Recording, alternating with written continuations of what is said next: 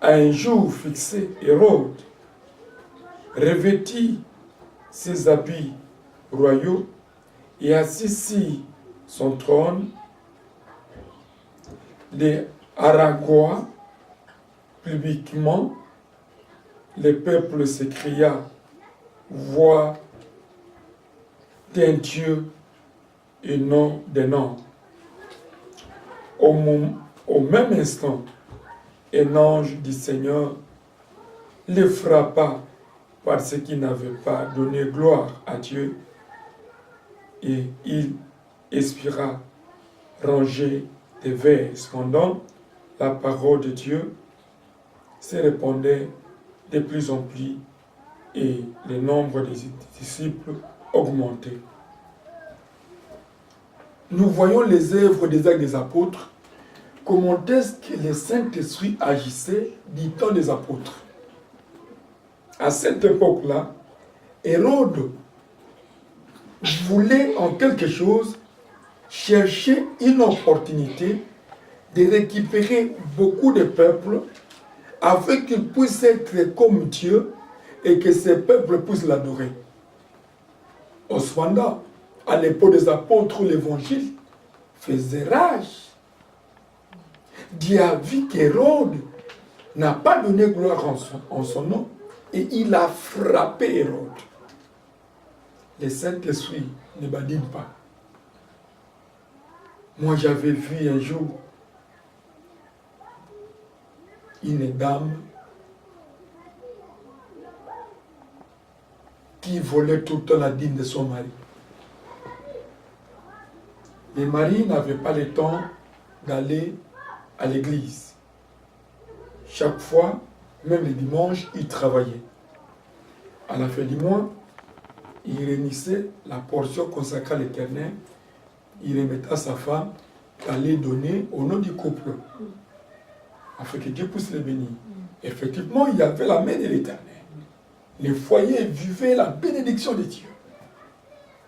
Au cours de route avant d'arriver à l'église, la femme ouvre l'enveloppe malignement, fait sortir à chaque fois quelque chose et remet l'enveloppe dans son état initial. Et à l'église, elle fait semblant de donner la victime après avoir volé quelque chose de la part de Dieu. Bien-aimé, on ne s'aime pas avec Dieu. Un jour, l'homme de Dieu prêchait. Ce sont nos pères spirituels à cette époque-là. L'homme de Dieu prêchait. Il prêchait comment est-ce que le Saint-Esprit touche et convainc et sa manifestation.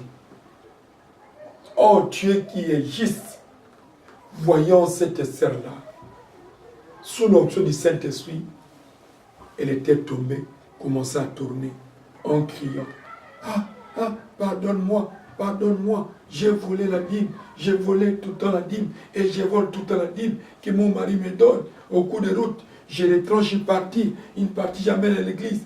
Et c'était honteux. Et ces jours-là, regarde comment est-ce que Dieu expose les gens. Le mari a eu le courage et le temps d'aller ensemble avec sa femme à l'église. Et c'était à la présence de son mari. Cette fois-ci, on part ensemble. Et le Saint-Esprit a ramassé sa femme de ses propres yeux et elle voyait comment est-ce que la femme tournait bien habillée avec les habits et les habits étaient roulés sur le sol comme de la pâte jusqu'au sanctuaire. Le mari a commencé à pleurer. Au retour de la maison, l'homme a dit, moi je croyais que tu es une femme fidèle, ou c'est une voleuse à la porte. Alléluia. On ne badine pas avec Dieu. Le Saint-Esprit, c'est Dieu. C'est le Saint-Esprit qui représente Christ dans nos églises. Et si le Saint-Esprit agit, C'est pourquoi nous voyons l'Église à l'ébullition. Les démons qui étaient dans les corps des gens, les esprits malins, les esprits impies, commencent à sortir d'aller d'elles-mêmes. Parce que la maison de Dieu, c'est notre cœur. Alléluia. Amen. Ça sont les œuvres des actes des apôtres. Il faut que ces œuvres se manifestent jusqu'aujourd'hui, parce que Christ n'est pas changé. Christ n'est pas mort, il n'a pas changé. Il a la même puissance, son onction est toujours la même.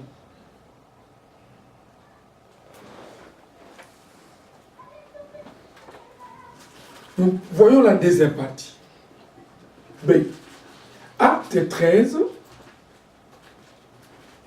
1 à 28. Pour faire un peu la rétrospective.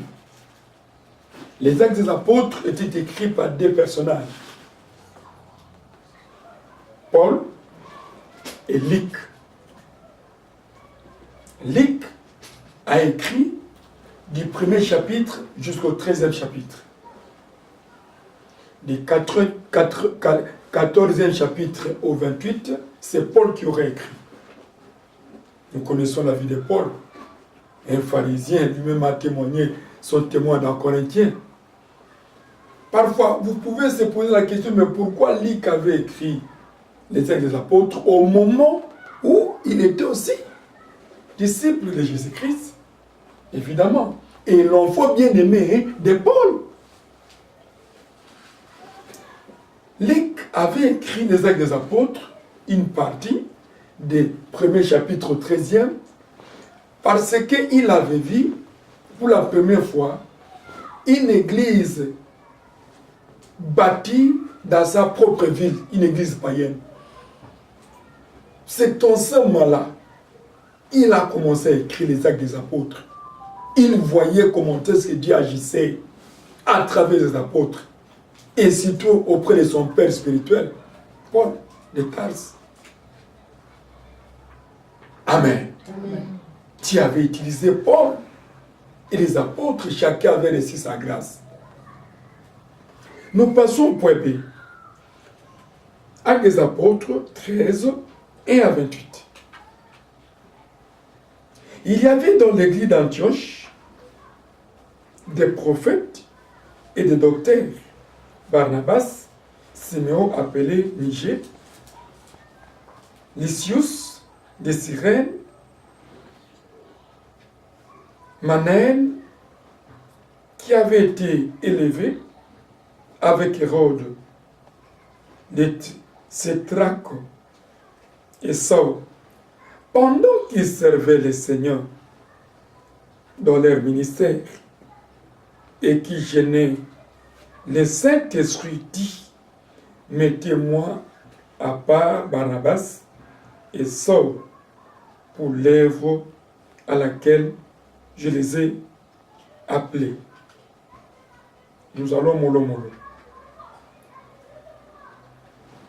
Dans l'église d'Antioche, l'œuvre a commencé. C'est ensemble-là, Paul était formé par Barnabas. Et nous savons comment est-ce que Paul était formé par Barnabas. Dans les chemins de Damas, ils allaient pour combattre l'église d'Antioche. Combattre les chrétiens. Au cours de route, il s'est croisé avec l'ange. Il s'est croisé avec les rois des rois. Dans son cheval. Il allait pour détruire l'église. À cette époque-là, il fut le procureur de la loi. C'est l'homme qui décidait. Au moment où il donnait des ordres d'arrêter Étienne et Pierre. C'est Paul qui donnait des ordres. Lorsqu'on lapidait Étienne, c'est Paul qui tenait les habits d'Étienne. Pierre était mort, la tête en bas, les jambes en haut. Paul était là. Et lorsqu'il prenait les chemins de Damas pour aller combattre l'église, parce que l'emploi du christianisme avait sa valeur partout, il a dit non, je dois les poursuivre. Au cours de route, il a écouté une voix qu'il appelait Saul, Saul, Son nom, c'était d'abord Saul. Pourquoi me persécutait-il? L'âne qui marchait avec lui était tombé. Il a dit, c'est qui? La voix lui-même a répondu, c'est Jésus-Christ de Nazareth que tu persécutes. Il est tombé par terre aveugle. Ananias a prié. Le Seigneur lui a dit, sors dans les chemins, tu vas trouver un de mes serviteurs. Son nom s'appelle Saul. Récupère-lui. Et Ananias est sorti. Au cours du chemin, il a vu Paul tomber aveugle. Quelqu'un qui voyait, qui avait la détermination pour aller chicoter l'église de Jérusalem. Au cours de route, Dieu l'a chicoté. Alléluia. On ne se manque pas avec Dieu. On n'est pas dit pas avec Dieu. Et Ananias l'a récupéré. Aveugle, il commence à tâtonner. C'est lui qui voyait. On l'appelait l'héros de la persécution. Le procureur de la République à cette époque-là. Il commençait à tâtonner avec. Il l'a amené dans sa maison. Il a prié pour lui. Les écailles tombaient dans les épaules pour la vie. C'est en ce moment son nom était changé de Saul à Paul. Si tu te croises avec le Christ, ta vie changera. Amen. Amen. Si quelqu'un dit que je me suis croisé avec Jésus et sa vie ne change pas, qu'il cherche très bien son Dieu. Parfois, il y a quelque chose qui croche. Et c'est ça. Et il a eu la formation auprès d'Ananias pendant 3 ans, Paul persécuteur. Et celui qui a mis des troubles dans des voiles, et ainsi de suite, dans sa doctrine, les églises se sont séparées, Paul de Tarse. Oh, la femme ne peut pas prêcher, ainsi de suite. Oh, Christ avait parlé bien avant que Paul puisse être un serviteur. C'est pourquoi j'ai posé la question aux autres, j'ai dit, mais, et Paul, et Jésus-Christ, qui a fait l'autre? C'est Jésus. Amen. Amen. Et Paul, et Jésus-Christ, qui est l'auteur des Écritures? C'est Jésus-Christ. Ah! L'auditoire était bougé lorsque j'ai donné une conférence sur le ministère de la femme. Là, c'était autre chose. Mais nous allons. Et après la formation pendant 3 ans, au pied d'Ananias, mon peuple périsse parce qu'il leur manquait de la connaissance. Beaucoup de chrétiens n'aiment pas la formation. Pour rester dans leur hérésie, leurs erreurs. Ils ne veulent pas avoir la formation pour connaître la profondeur des Écritures. Oh, ça, la formation, c'est difficile de servir le Seigneur. Même si vous avez des talents, ne trompez pas Dieu en disant que oui, le Saint-Esprit, oui, le Saint-Esprit est là, mais le même Saint-Esprit dit, marque la plénitude, ajoute la connaissance et la science. Alléluia. C'est très important. Dieu accorde la formation afin que tu saches conduire les dons qu'il t'a donnés jusqu'à la fin. Tu peux dire que oui, moi je suis rempli du Saint-Esprit, je dois me mettre dans les macadam, par la puissance du Saint-Esprit, le véhicule va s'arrêter, mais on va t'écraser. Alléluia. Parce que tu manques la sagesse et le discernement. Et cette sagesse et le discernement vient par la formation et par la connaissance de la parole. Et lorsqu'on a prié, alors après avoir jeûné et prié, il a reposé les mains Barnabas et Saul. Il les laissait partir. Barnabas et Saul, envoyés par le Saint-Esprit, descendit et celui-ci, et de là, ils s'embarqua pour l'île de Chypre. Arrivé à Salamine. Il annonçait la parole de Dieu dans les synagogues. Les Juifs y avaient Jean pour aide. Ayant ensuite traversé toute l'île jusqu'à Paphos, il trouvait un certain magicien, faux prophète juif nommé Bar-Jésus, qui était avec les préconsuls Sergius Paulus, homme intelligent. Ce dernier fut appelé Barnabas et Saul et manifesta le désir d'entendre la parole de Dieu. Mais Élymas, le magicien, car c'est ce que signifie son nom, leur faisait opposition, cherchant à détourner de la foi les préconciles. Alors Saul, appelé aussi Paul, rempli du Saint-Esprit, fixa les regards sur lui et dit: homme plein de toute espèce de rises et de fraude, fils du diable, ennemi de toute justice, ne cesserait-il point de pervertir les voies du Seigneur? Maintenant voici, la main du Seigneur est sur toi, tu seras aveugle, et pour un temps, tu ne verras pas le soleil. Aussitôt, l'obscurité et les ténèbres tombaient sur lui, et il cherchait et tâtonnait des personnes pour les guider. Alors, les préconciles, voyant ce qui était arrivé, crient, étaient frappés de la doctrine du Seigneur. Alléluia. Amen. Ça sont les œuvres du Saint-Esprit. J'avais dit au préalable avec vous, s'il n'y a pas de miracle dans les églises, le christianisme reste une religion. Si nous parlons des œuvres du Saint-Esprit ou les œuvres des actes des apôtres, nous voyons la manifestation du Saint-Esprit aux actes des apôtres, auprès des apôtres, dans leur ministère même. Un chrétien plein du Saint-Esprit, le miracle va couler de ses seins. Et c'est pour cette raison, avant de faire toute chose, il faut demander au Saint-Esprit. Et on n'est pas libre avec le Saint-Esprit, on ne peut pas tenter le Saint-Esprit.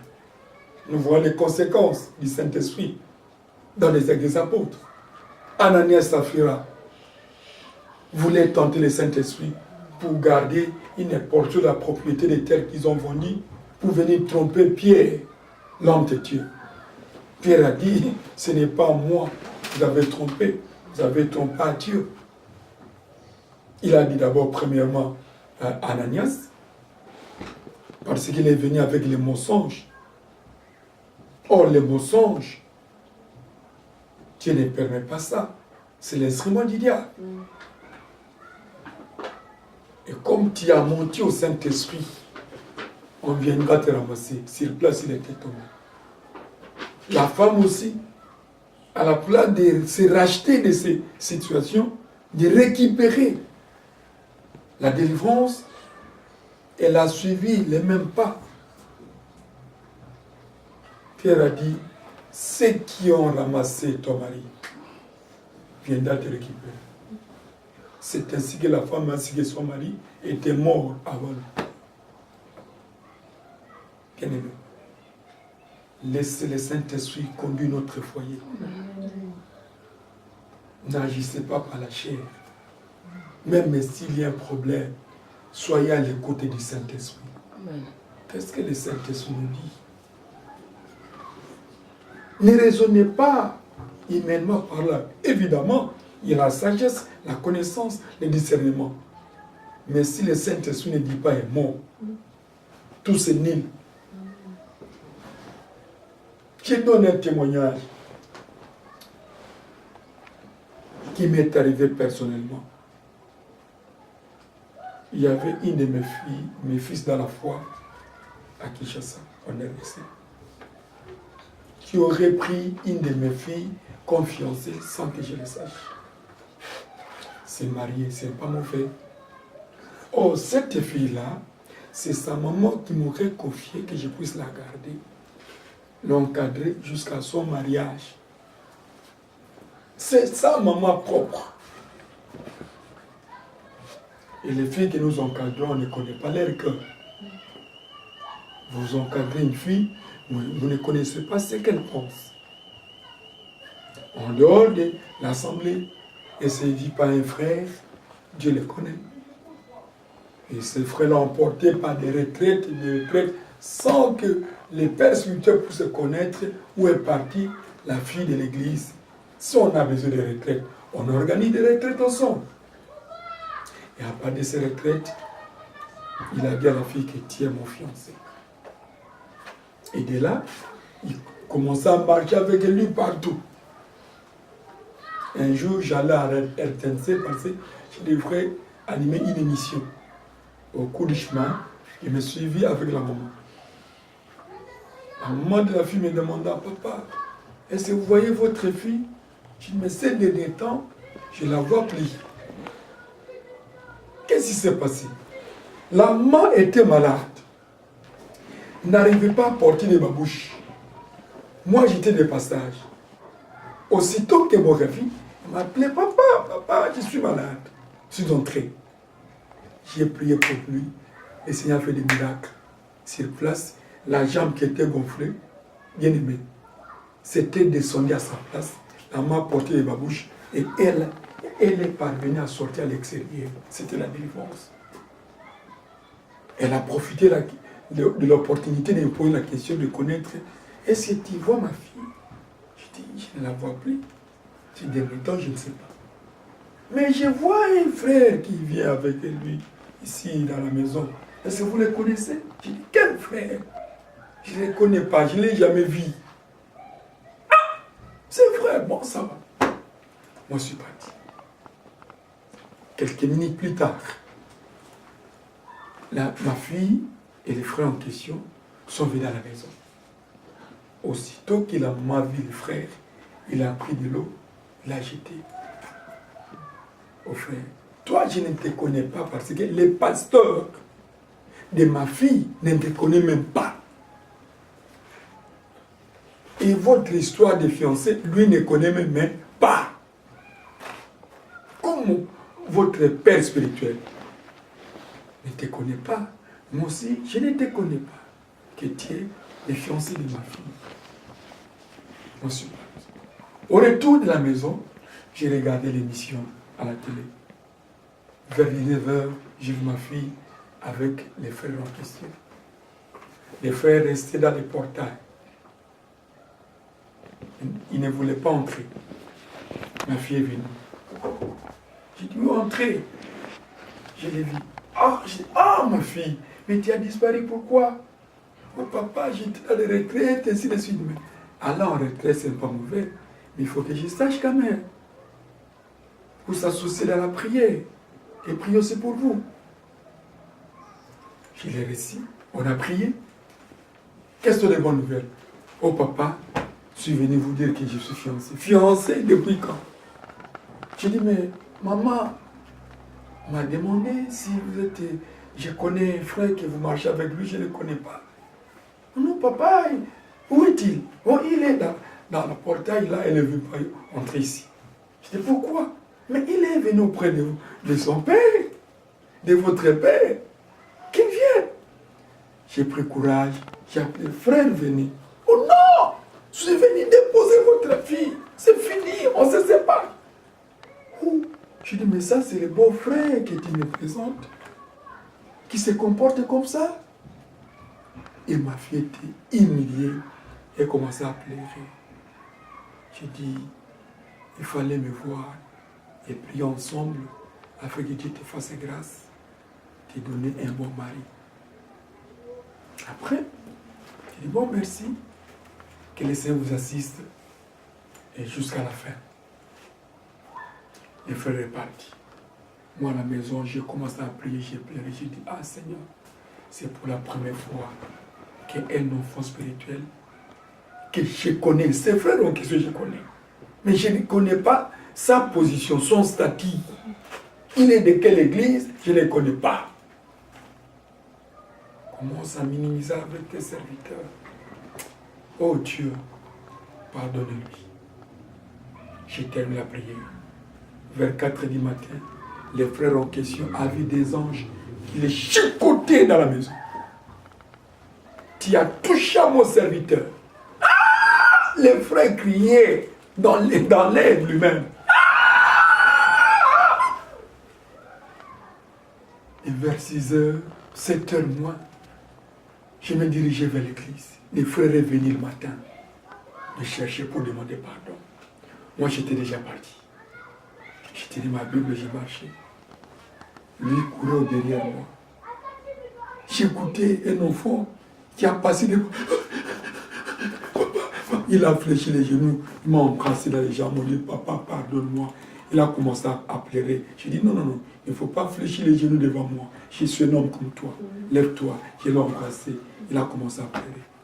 Il a dit, les anges, des anges m'ont tabassé sérieusement la nuit parce que je vous ai manqué de respect. J'ai dit que mon Dieu te pardonne. Tu es mon fils. Je l'ai laissé. Voilà l'œuvre du Saint-Esprit. Bien aimé, lorsque tu marches avec le Saint-Esprit, tu seras intouchable devant les cas diverses. Le Saint-Esprit va commencer à parler à ta place, agir à ta place, te défendre à ta place. Le Saint-Esprit frappe plus que nous-mêmes.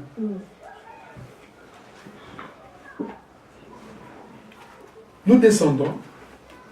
Pour terminer, nous sommes presque à la fin. Acte 28, 1 à 9.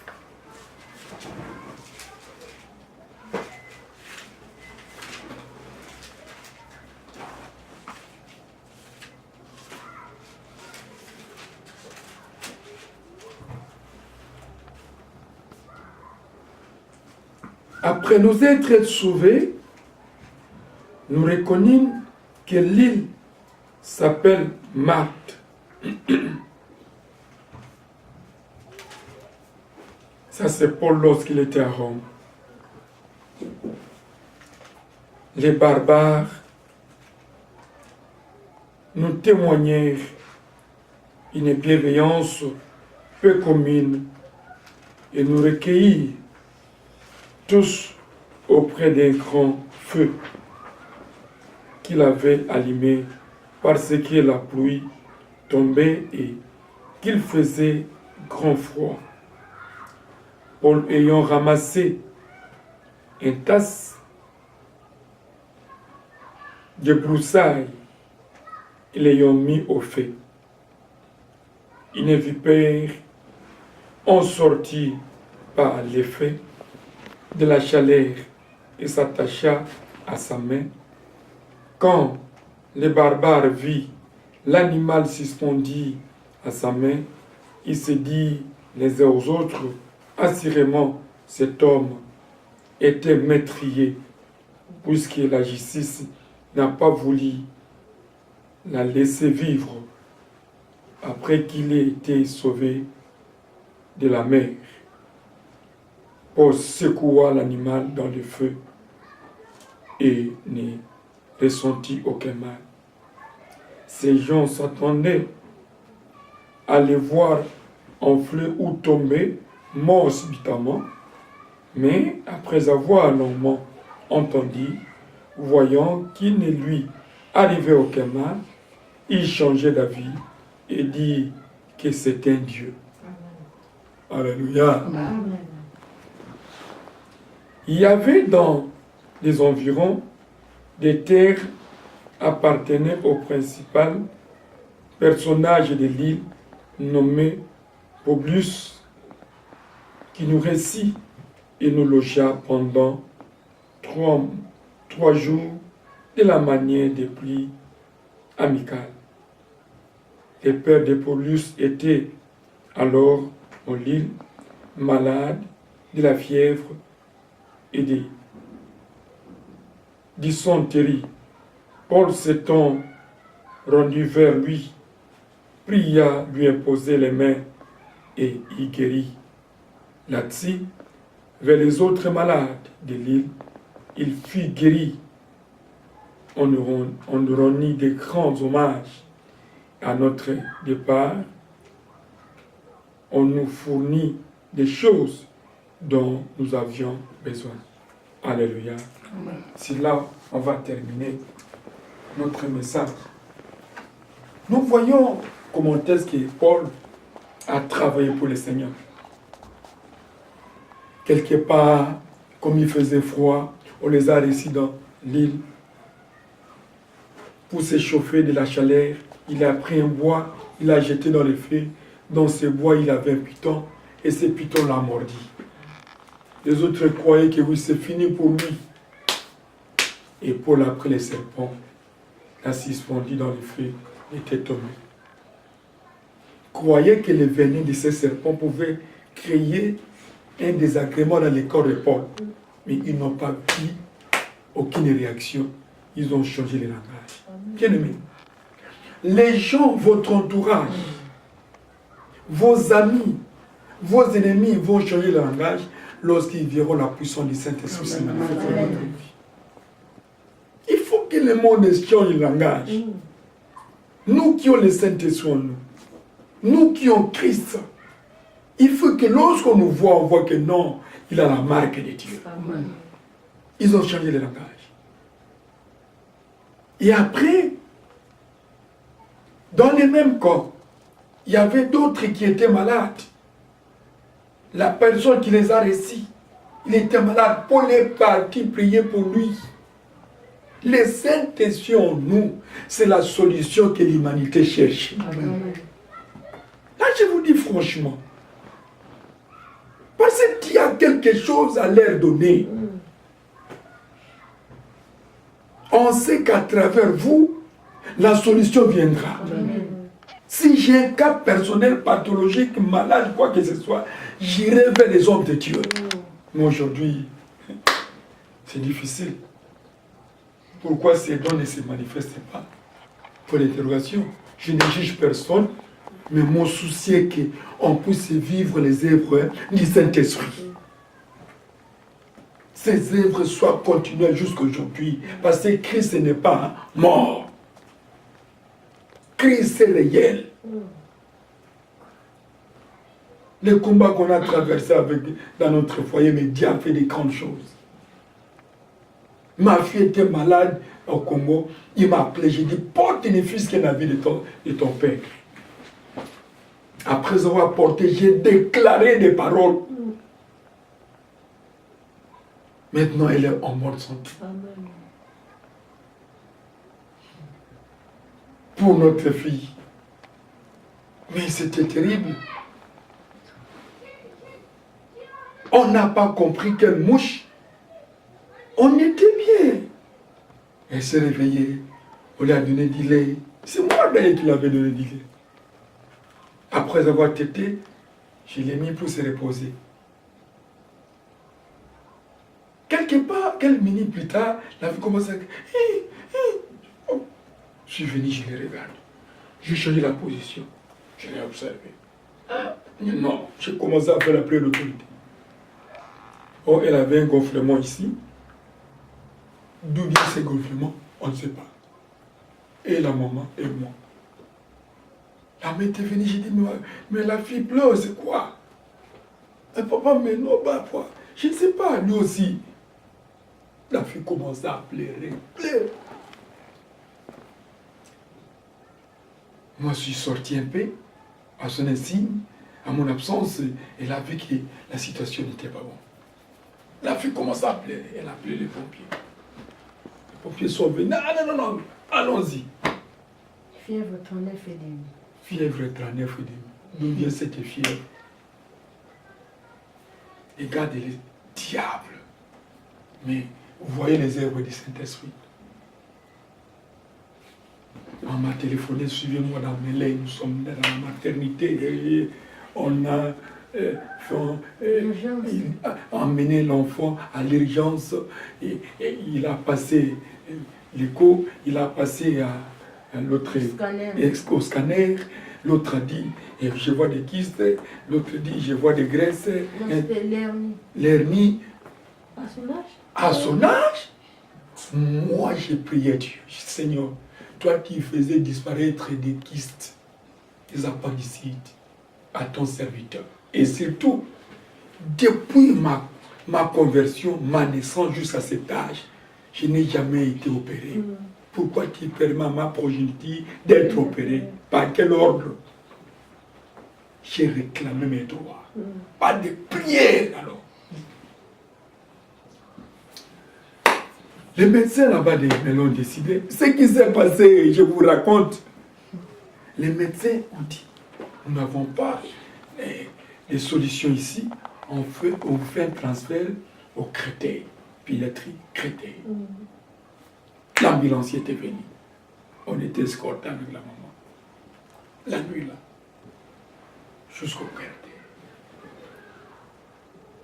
Il va avoir d'autres infirmiers ont fait ce qu'ils pouvaient faire. Non, vous dormez et vous passez la nuit. Comme ça, nous attendons les docteurs demain. Toute la nuit, on priait. On priait. Les autres disent, bon papa, ici nous recevons seulement les mamans avec l'enfant.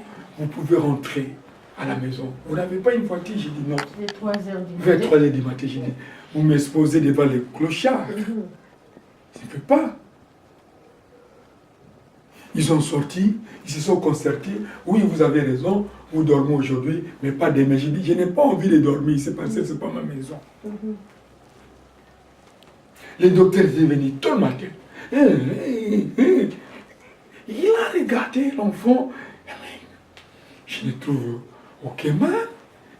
Ils ont fait leur examen par l'urine, tout, maman. Ils ont trouvé rien. Pourtant, de l'autre côté, on disait qu'il y avait une kyste, non, l'hernie. l'hernie, qu'on devrait intervenir avec des graisses. Je vous donne des témoignages qui s'est fait cessamment. C'était quel jour? C'était jeudi soir. Les œuvres du Saint-Esprit. Oui. Tu as fait disparaître tout. Hier samedi, nous apprenons. Il a confondu les diables. Nous devons vivre ça. Comment est-ce qu'on peut prêcher aux gens la puissance du Saint-Esprit si toi-même tu ne vois pas ça? Il faut expérimenter, il faut vivre. Afin que votre témoignage puisse être efficace. Et celui qui écoutera puisse avoir aussi la foi. Amen. Amen. Laissez le Saint-Esprit agir. Le temps des miracles n'est pas encore passé. Notre Dieu s'est donné des possibilités illimitées. Son onction n'est jamais limitée, n'a jamais changé. Il est le même jusqu'aujourd'hui. Et nous sommes rentrés. On se regarde avec la maman, on commence à rire. J'ai appelé ma fille au Congo et dit, papa, maintenant ça va. Je dis, mais qu'est-ce que le diable a voulu faire? J'ai appelé mon ami, je lui ai raconté, il m'a dit, mais le diable, c'est un imbécile. C'est vrai. Comment il peut toucher, larguer les combats que lui-même ne saura pas? Alléluia. Amen. C'est Christ qui combat notre place. Amen, amen. Et le Saint-Esprit témoigne sa puissance pour confondre le monde. Alléluia. Pour dire que je suis là. Et je serai avec mes serviteurs jusqu'à la fin du monde. Amen. Que le Seigneur vous bénisse. Amen. Amen.